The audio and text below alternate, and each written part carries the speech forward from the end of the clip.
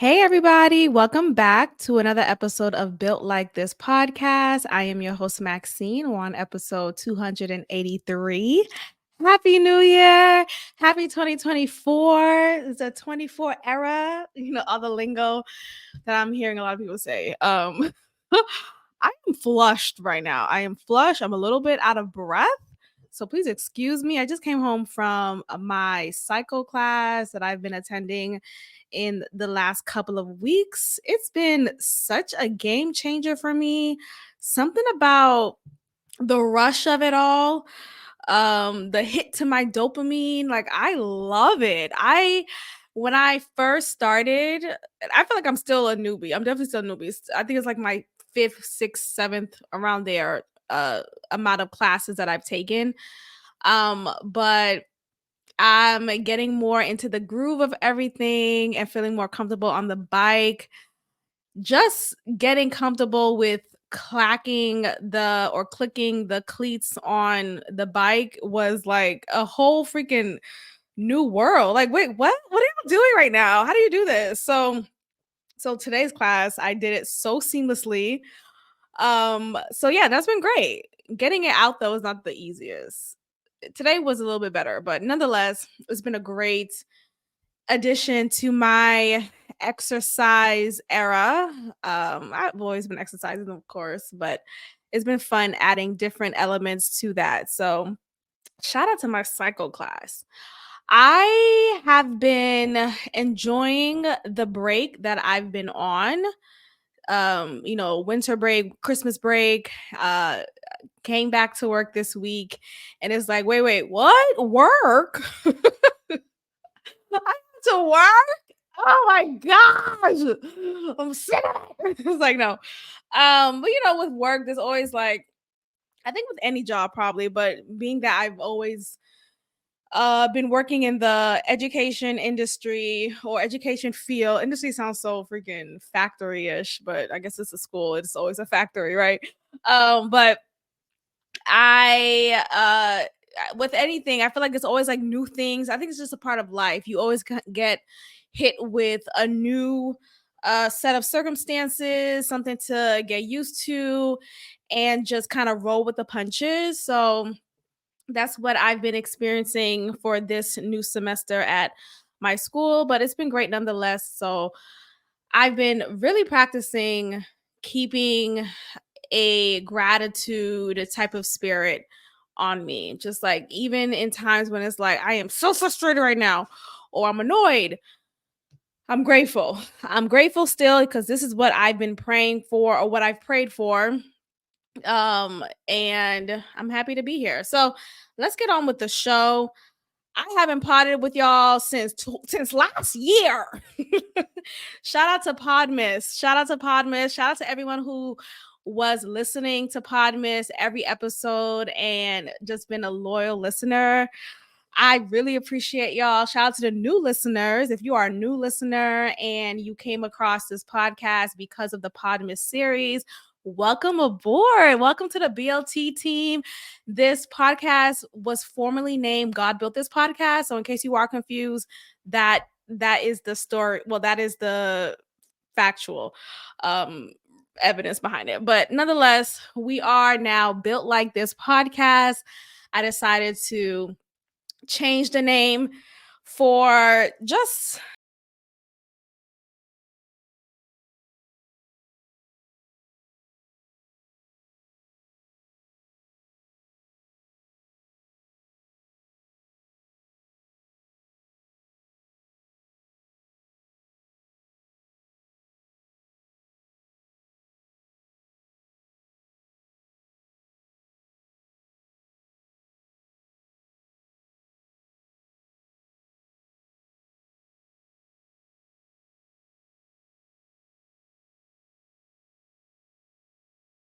and it's still in alignment with the theme of the show, which is basically just owning who you are, owning your opinions, and just being confident in that. Like, okay, I'm built like this. Okay, so what? I'm built like this. I I stand on business. Did we leave that in 2023? But I stand on business. I stand on it. I stand in what I say. I'm confident in who I am, and this is who I am. Take me as I am type of tone that I'm presenting here. So welcome aboard if you are a new listener, and welcome again if you are not. If you are a loyal listener, you've been here since day one, thank you for being here. I'm also thanking you in advance for subscribing to the YouTube channel. Please, please, please, please do so. That is your way of showing me love and supporting this independent podcast. Yes, it's independent. I am not signed to anyone yet. If I want to, if that should happen, because I would like that to happen.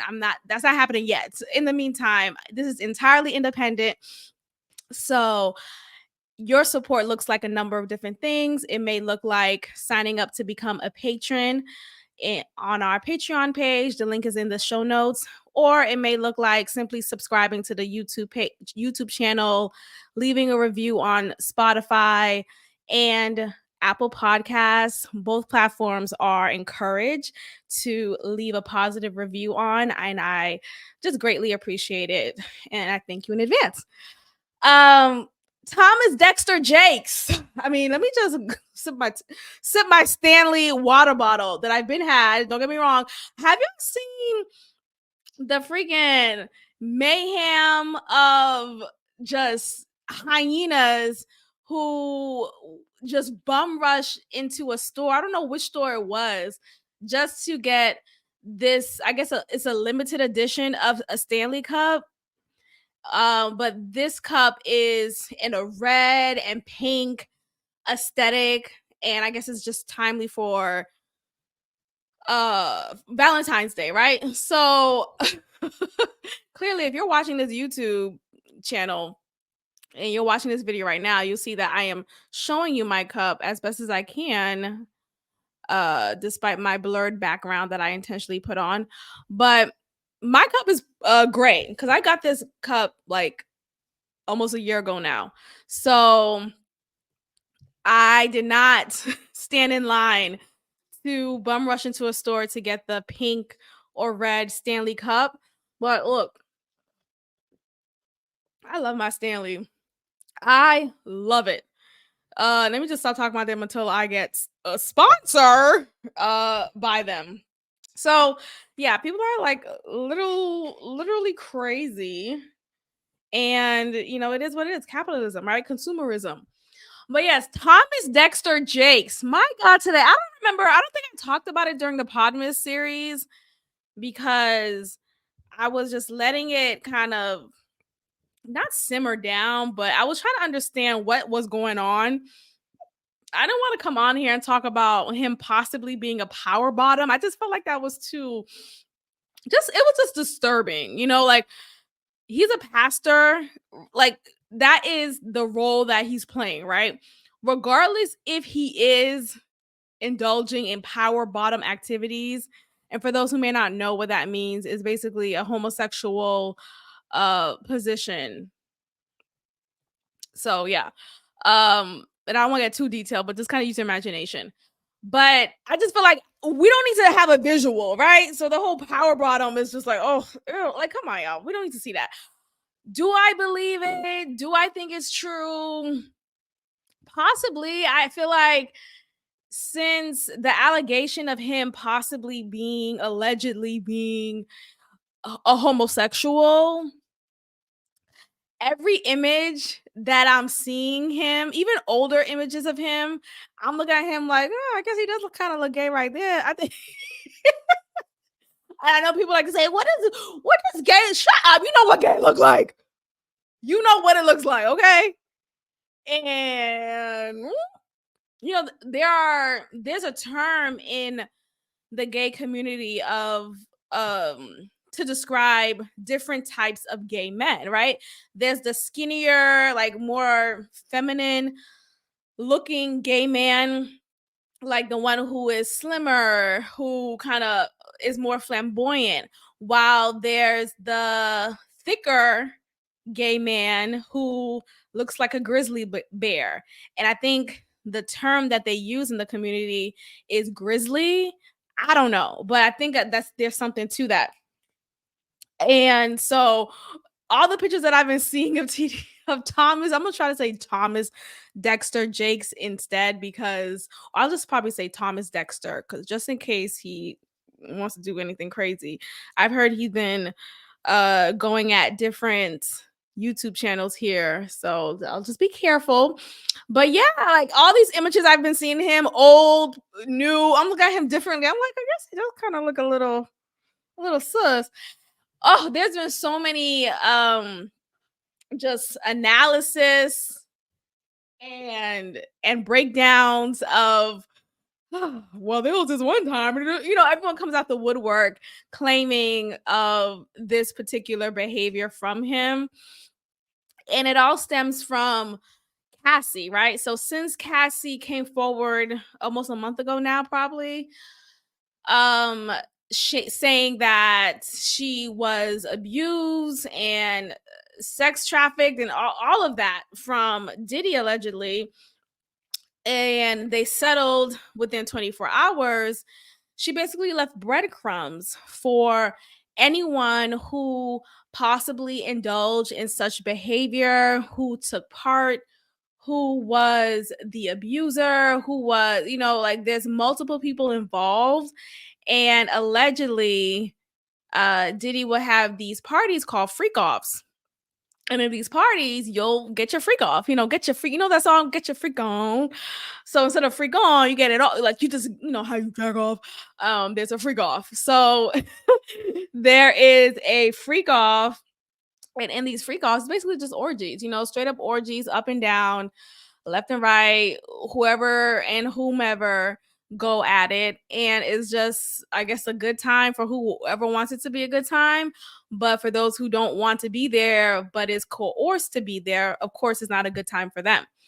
And allegedly, in a late development, we learned that TD Jakes allegedly, or Thomas Dexter allegedly, was a participant or a member or an attendee at one of these parties or many of these parties. Who knows?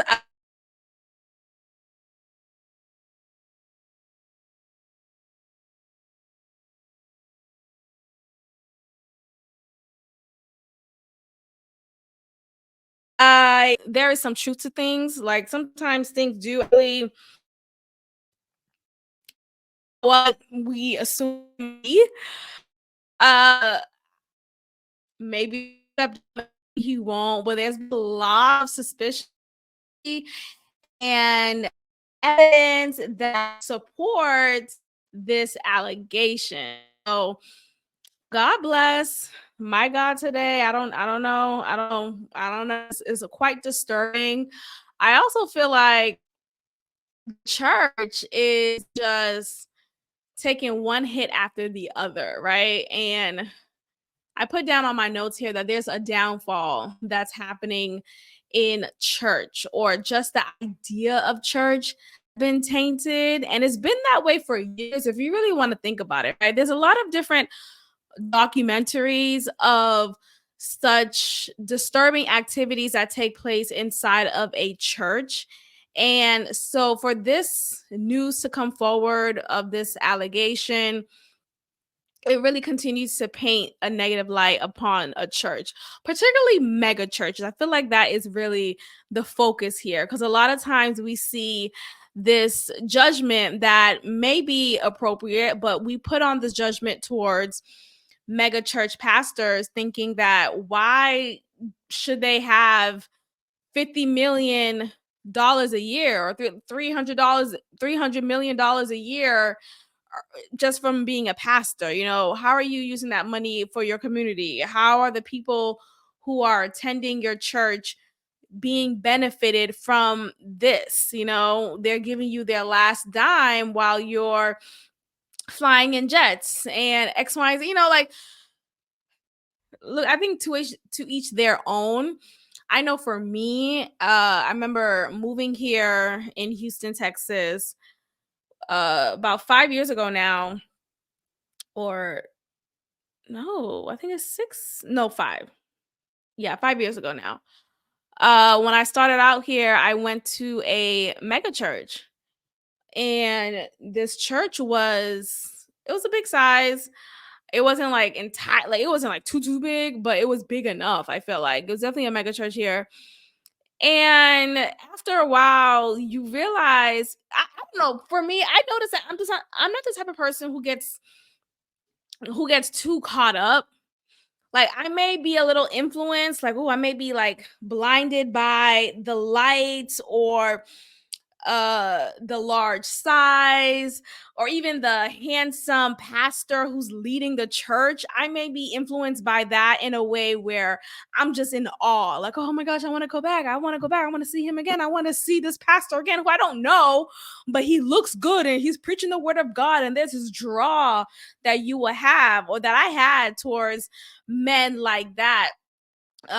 Just because of how I grew up, this was like the man to uh fantasize over. Like, a lot of people want to be with, a lot of people who grew up in the church would fantasize over being the first lady, like that was like a really big title to have. Give me one second. Okay, so where was I? Yeah, so I feel like, yeah, okay. I remember, yeah, being at his church, and was so enthused with just the lights, the show, the production, and him having this appeal. He had this appeal to him. And I felt like, okay, well, this is attractive. This is nice. This is something to look forward to, right? But I just felt like things just felt just too much like a production. It felt like a put on. Now, don't get me wrong, I'm sure there were at least some people on the stage who really truly yearned God and was truly inviting him into the room.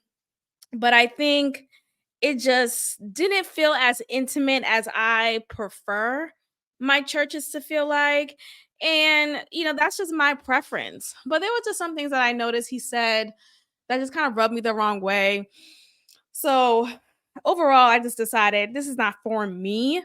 As far as the size of the church. Now, maybe not every mega church is like this. I'm not going to shoot down every one of them.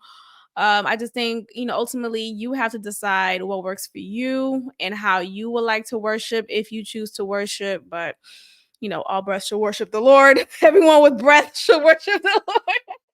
Is that a religious podcast? I can't help myself. Anyway, but come here. Yeah. So I think, with this salacious allegation against Thomas Dexter, it really rubbed people the wrong way. But there are people who will still stand beside that man. And it is what it is. Like, because at first I was thinking about it, I'm like, well, if he's accused of simply attending and doing whatever at the party, that, okay, like, to have orgies is not illegal, right? But what came out lately, or since then, was him allegedly grooming a young man. I don't know at what age he groomed him, but this young man is a prophet himself. And it's just like, again, people come out the woodwork, and it's like, okay, nigga, who are you? This guy named Manasseh.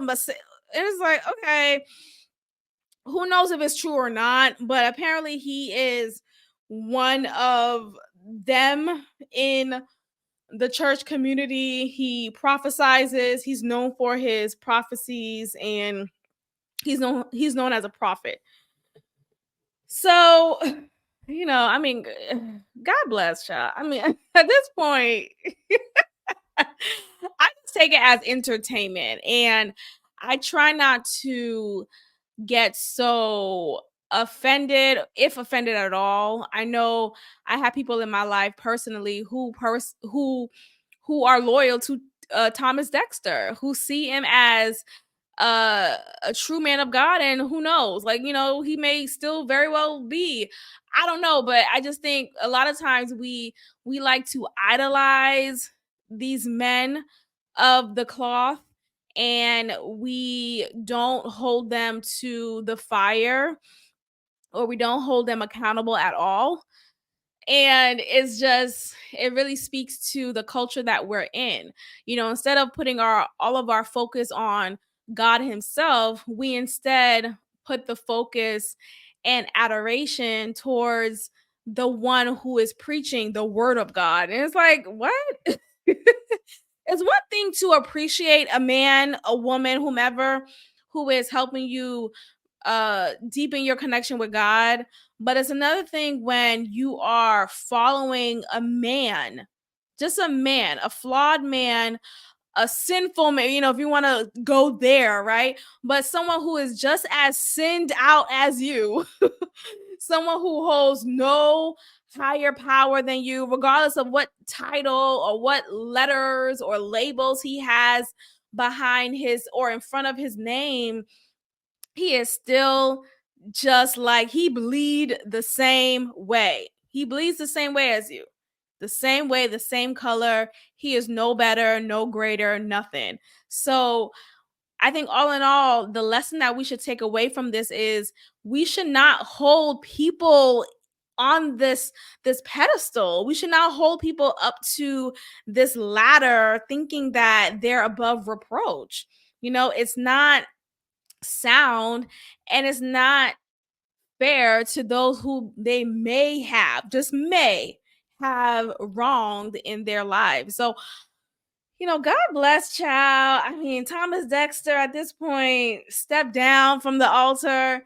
We learned what happened with Eddie Long, Bishop Eddie Long. He has since passed from, I think he had cancer, unfortunately.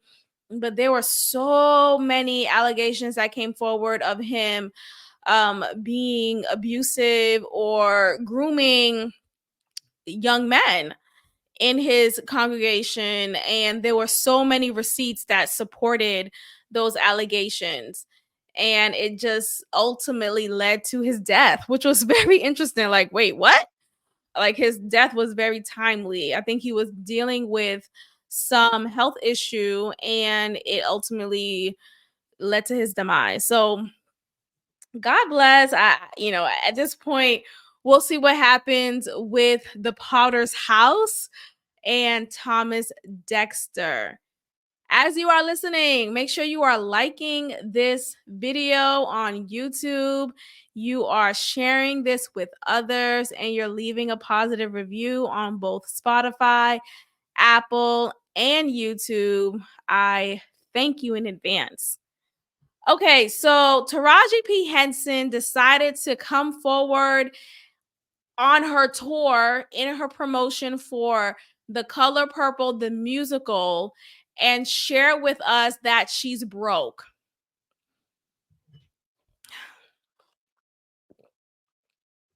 Yo,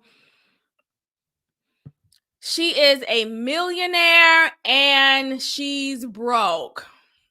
Obviously, I'm like hyping up what I'm saying right now because she didn't say she's broke verbatim. I know. But she came on several different platforms talking about how much or how little she gets paid, and how she isn't getting paid her worth. And as viewers, we see the amount that they say she gets for a role, right? Say she gets $100,000 for a role. That $100,000 doesn't go straight to her account. There are amounts taken out for different people on her team. It's a whole team behind her. So there's her management, there's her assistant, there's her, whoever else, there's taxes, there's her mortgage, right? And it's like, yeah, yeah, yeah, we know. Like, obviously, No one ever thought you got $100,000, $200,000 straight like that. No, you do have a team around you. Of course, they're getting paid 30% or however long, whatever the split is, whatever you negotiate. And I just feel like, look, I can sympathize. I definitely can sympathize with her feeling frustrated with not being able to get an increase over time. And she said herself that since the movie Proud Mary, she hasn't gotten an increase in her pay. And Proud Mary came out in 2016. So that's very unfortunate. But I wonder what is going on. Why are you taking roles that are not paying you your worth per se? And who is your manager? Who is your accountant? Who is on your team? How come no one is saying, hey, we noticed there hasn't been an increase in almost 12 years? Let me get the time right. Hold on. 2023, because it was 2023 when she said this. Oh, okay. 7 years. My bad. 7 years? What like, is she being dramatic? Because I know she's an actress, right? We know she's an actress. Is she being dramatic, or is she just not being smart with her money? Look, come on this podcast earlier on, very open, very transparent about my money management or lack thereof at the time. Okay.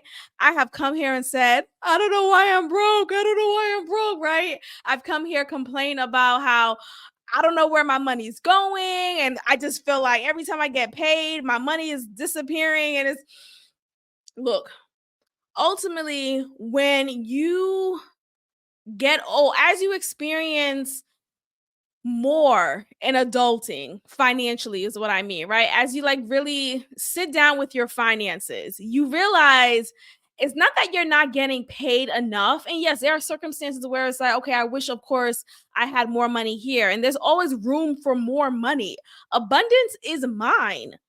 But I think the mindset wasn't correct at the time for me. And even sometimes now I still kind of have to be intentional with what I say. Oh, not even kind of, I always have to be. But the point is not that you don't make a lot of money, or it's not that you're not making enough. It's that you're not managing it well. You're not being mindful of how much you do have. Now, don't get me wrong. I'm not discounting the expenses that we have and the inflation that we have in our society, and how $200 now doesn't take you far in comparison to how it was 7, 10 years ago. Totally true. I just think ultimately you have to know how to work your money and not make your money work you. So having your automatic withdrawal towards your savings every other week should be automated. Having an automatic withdrawals for your sinking fund should be automated. Like, there should be a plan every time. And it wasn't up until I realized that and learned that through different experiences, different conversations, different YouTubes that I will watch, and just different just realizations. I came to the realization that wait, it's not that it's an external problem, it's an internal problem. I'm not thinking well, right? I'm not looking at my finances and saying, ha ha, this is what I need to do. Rather than, I'm blaming everybody else. I'm not being paid well enough. It's not, that's not always the case. And I feel like with Taraji, it's just very funny to me because you think about how, as human beings, we always want more. we're not always satisfied, or if we are satisfied, that's because we have to tell ourselves, look, be grateful because you prayed for this, right? But we always find room to complain. We always find room to say, oh, I should have had that, I should have that, and not be content and grateful for what you do have. Like, girl, you wasn't always a millionaire or even a 100,000 there. You know, if she's not a millionaire, we know she's not living on the street. Hello? We know you're not like making ends meet. Like, you're doing awfully well. Like, you're doing well enough, right? You're doing well than how you were when you were younger. Let's say that, because we know she didn't grow up with silver spoons in her mouth.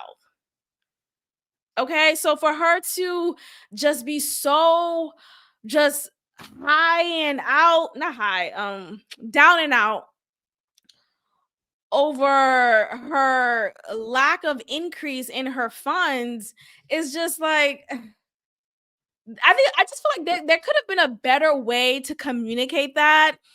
And instead, the way she came off was just as if she's just this brokey, as if she couldn't eat. Like, ma'am. Have you looked at your expenses? Have you cut off where you could cut off? You know, did you get an expensive car that you don't really need? Do you really need a car? Can you just get a driver? Like, are there ways where you could cut back? You know, and oftentimes we just kind of like, we spend money to look like we have money when we don't really have it like that. But instead, we spend money to keep up with the Joneses. Who are the Joneses? Where are they? Where are the Joneses? The Joneses, the Jones. Where are they? Because everyone's like trying to keep up with them. Where are they? I don't know where they are. Hello? Have you seen them? It's like we have to stay in our own lane and stop comparing ourselves to other people. And I don't appreciate, though, like, despite of what I'm saying, I don't appreciate us, like, well, a lot of people trying to downplay the talent in Taraji's acting abilities. Like, she's very talented. Don't get me wrong. Like, I'm not saying all this to say that she's not and that she's not deserving of more, right? I'm just saying she's not like on the things could be worse. Honestly, things could be worse. Okay. And these are seemingly, at least from my perspective, I don't know her personally, but from my perspective, these are champagne problems. You know, I wish I had that issue, girl. Like, you see, I'm trying to make it work with what I got, and I'm a little bit more grateful than how she's coming across. But her crying every second, acting like she's just putting ends meet, putting two and two together, and she's only eating grilled cheese every day. It's like, girl, what?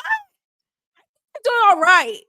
There was this video that I watched, and it showed her homes, several homes that she owned that are in the $1 million range. And she's talking about, what now?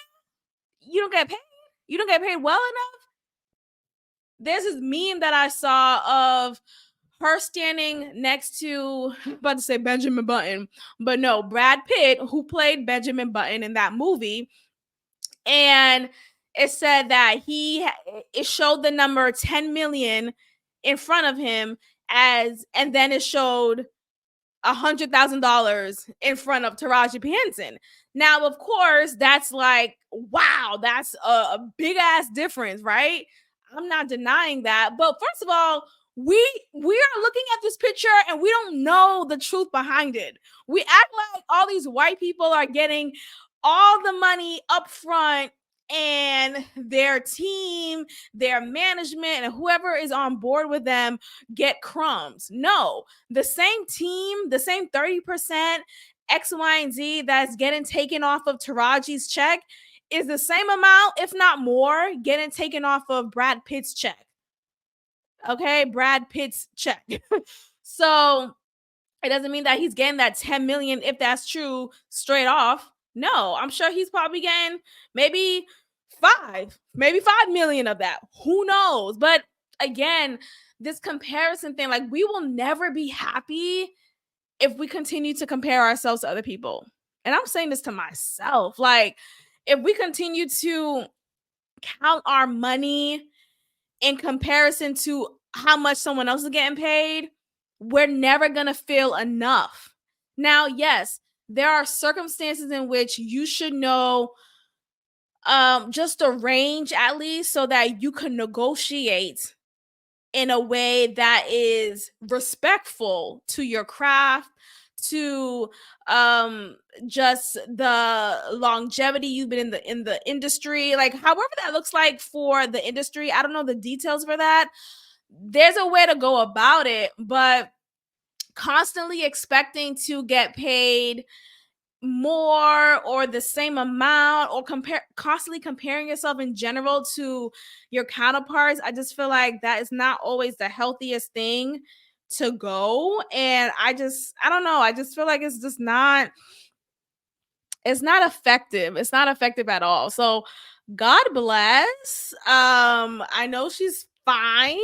you know, let's just like stop gaslighting us. This whole like gaslight of, I'm so broke. Girl, what?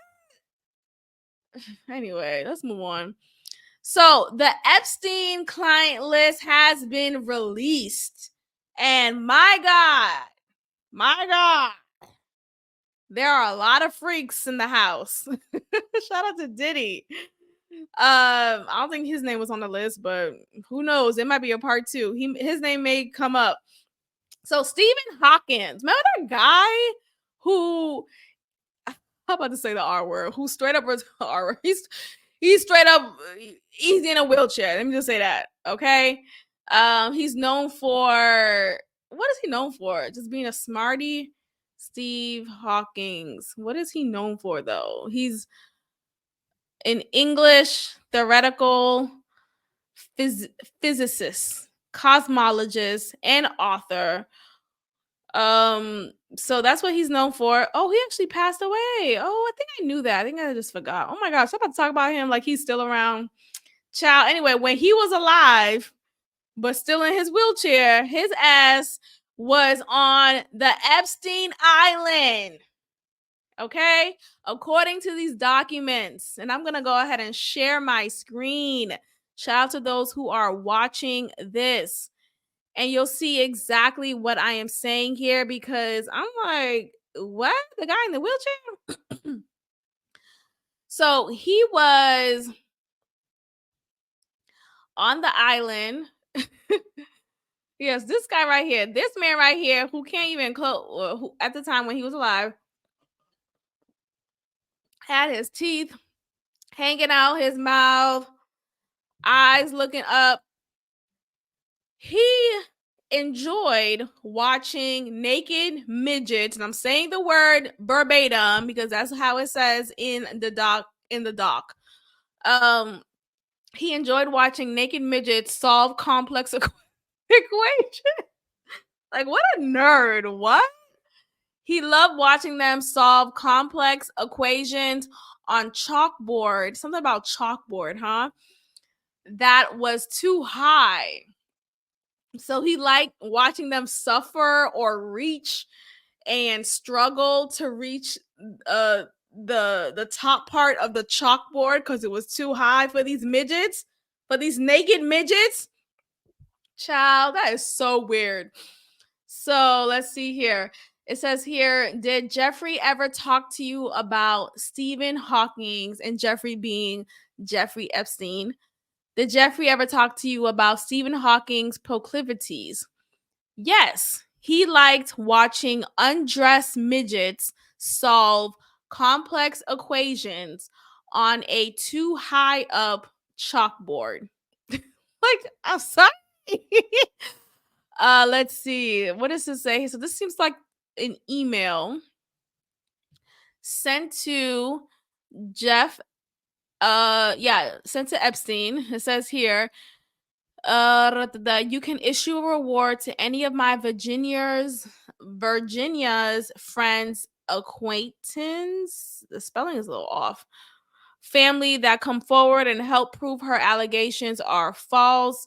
The strongest is the Clinton dinner and the new version in the Virgin Islands that Stephen Hawking participated in an underage orgy. So not only does he like naked midgets, he likes underage girls.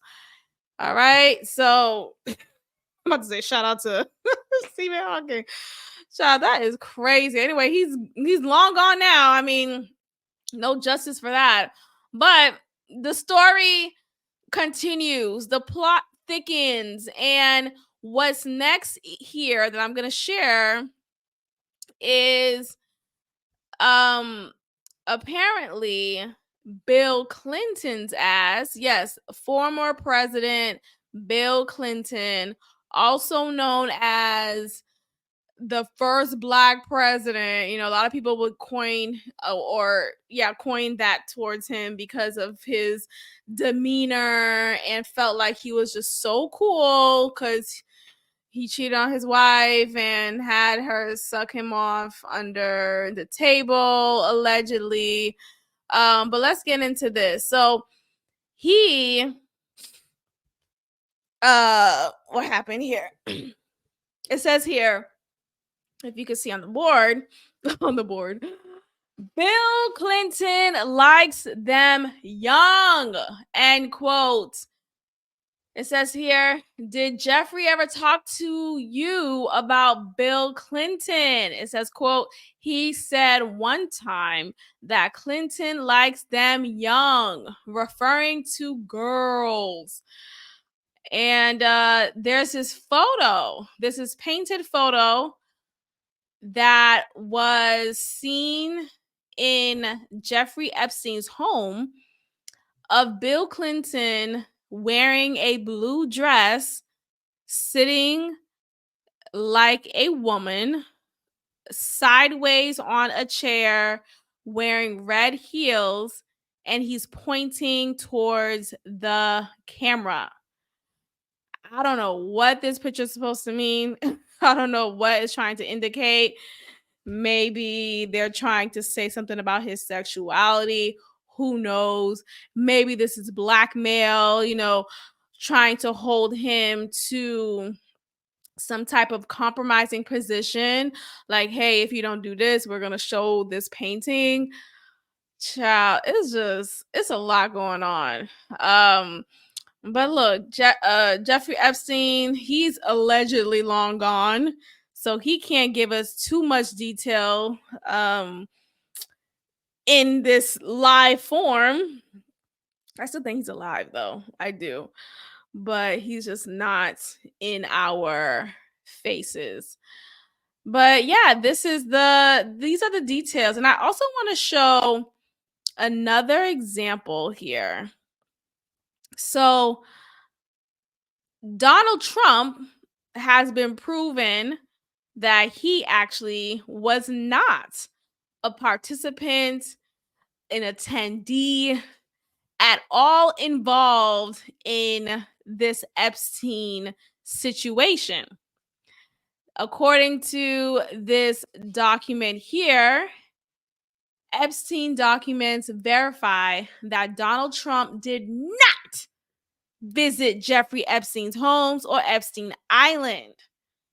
And it says here, did you ever see Donald Trump at Jeffrey's home? Not that I can remember. On his island? No, not that I can remember. In New Mexico? No, not that I can remember. In New York? Not that I can remember. All right. If you could turn to the second page and read through those notes, let me know. It says here, Donald Trump. No. It says Donald Trump in the question. Did you ever massage Donald Trump? No. So, I mean, that is the allegation here, that Donald Trump has no parts. And I'm going to actually play this video of Donald Trump talking about the Clintons. and how they had strong involvement with Jeffrey Epstein and their hands are dirty, basically. So let's go ahead and get into this clip. I have no idea. I know he was on his plane 27 times, and he said he was on the plane 4 times. But when they checked the plane log, Bill Clinton, who was a very good friend of Epstein, he was on the plane about 27 or 28 times. So why did he say 4 times? And then the question you have to ask is, did Bill Clinton go to the island? Because Epstein had an island that was not a good place, as I understand it, and I was never there. So you have to ask, did Bill Clinton go to the island? That's the question. If you find that out, you're going to know a lot. Thank you very much. You really So think that yes, Clinton... we have here Donald saying that Bill Clinton has been on the Epstein Island more than 4 times, 27 times he said, and Clinton allegedly likes them young and has been in this thing for a while and was really good friends with Jeffrey Epstein. Look, this is messy. Who knows what will happen from this point on? Naomi Campbell decided to come forward though and say, because there are pictures of her with Epstein on the plane, looking like she is a participant on the island, right? Or just been an attendee nonetheless.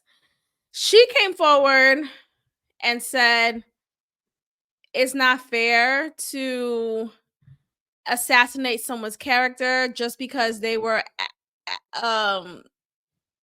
there or just an attendee.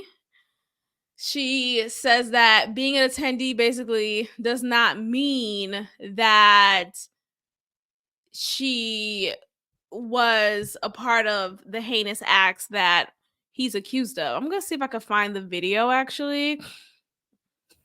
But there are a lot of pictures of her seemingly chummy with Ghislaine Maxwell. So it is not like it's a passing relationship. They were all really close. So her coincidentally saying, "Oh no, I have no involvement," or there we go. I'm gonna go ahead and play this video real quick. She is just trying to act like she is peachy keen, and she's saying that it's not fair because an assassination of someone's character, and this is not okay. Let's go ahead and get into this video. By my past. This is a direct character assassination.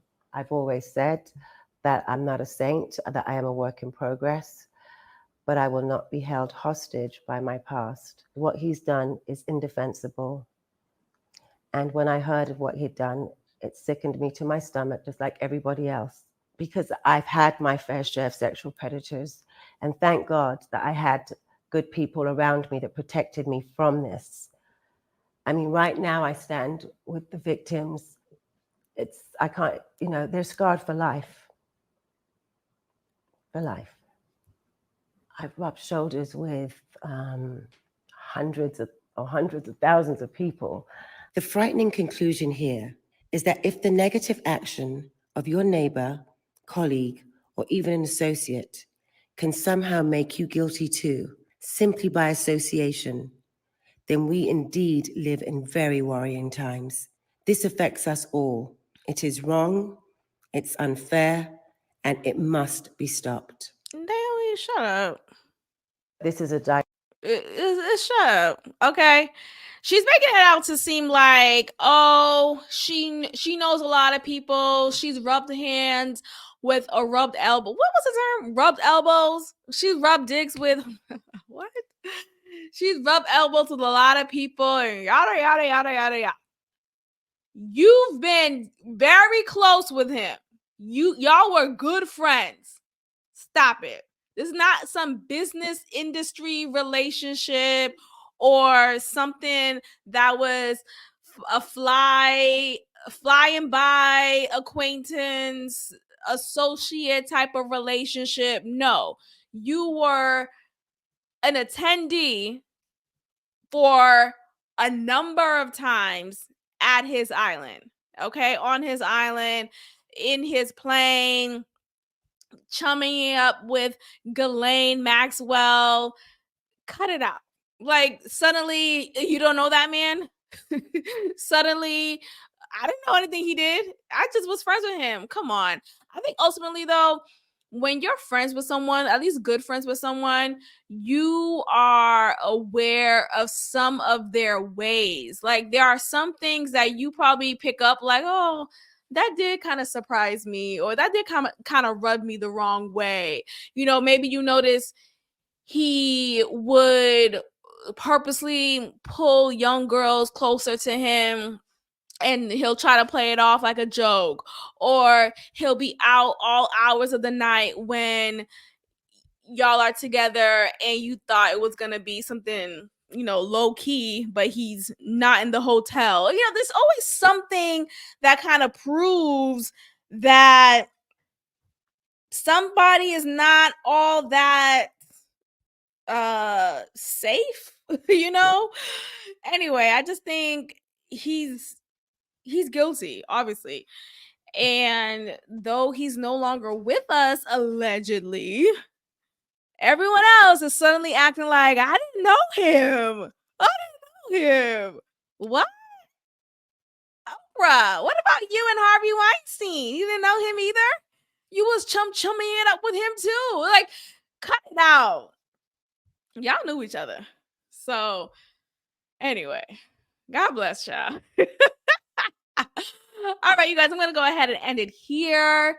Thank you so much for listening and supporting this podcast. Make sure you are again subscribed, leaving a positive message, a positive review on Apple Podcasts, Spotify, and YouTube. And be sure to follow the podcast on Instagram, Built Like This Podcast. So I will check in with you all next time. Peace.